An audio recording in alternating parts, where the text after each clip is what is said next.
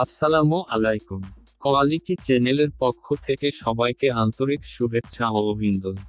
আজকে আমি আলোচনা করব স্যাম্পল মেকিং ও স্যাম্পলের শ্রেণীবিভাগ নিয়ে।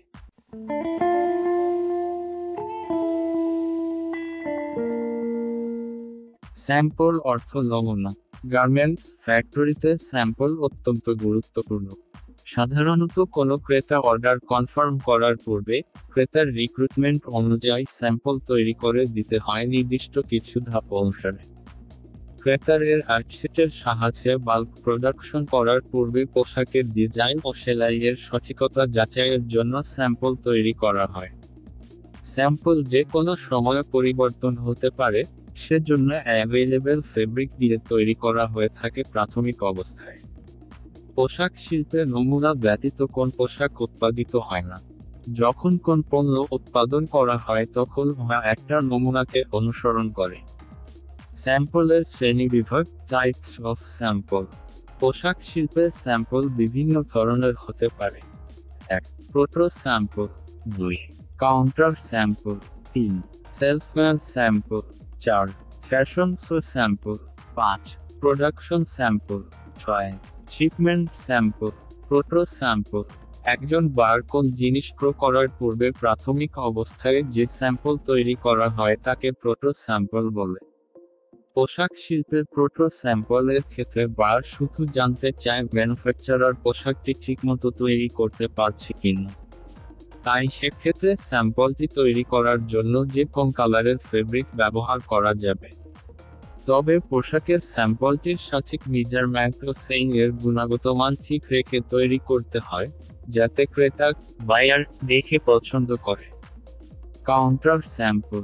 এই ক্ষেত্রে ম্যানুফ্যাকচারারকে অবশ্যই সঠিক কাপড় ও বারের স্পেসিফিকেশনস অনুযায়ী আনুষঙ্গিক জিনিসপত্র ব্যবহার করে পোশাক তৈরি করতে হয়, যাতে বার দেখে বুঝতে পারে তিনি যে পোশাকটি তৈরি করতে চেয়েছিলেন তার সঠিক রূপায়ণ হয়েছে।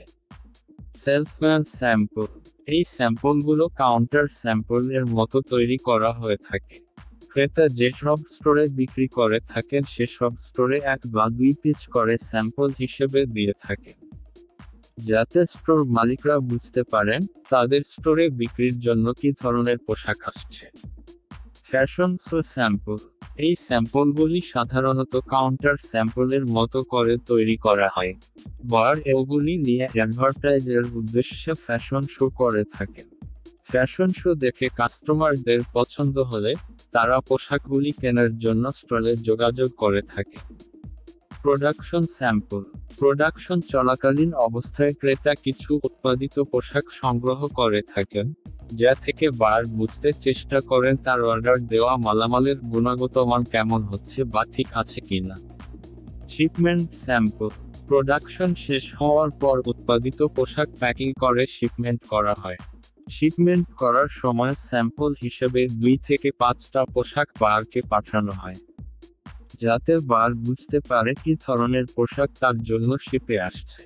তো বন্ধুরা, আজকের ভিডিওটি এই পর্যন্ত। সকলে ভালো থাকবেন, সুস্থ থাকবেন, আর দয়া করে সবাই আমার এই চ্যানেলটি সাবস্ক্রাইব করবেন। আল্লাহ হাফেজ।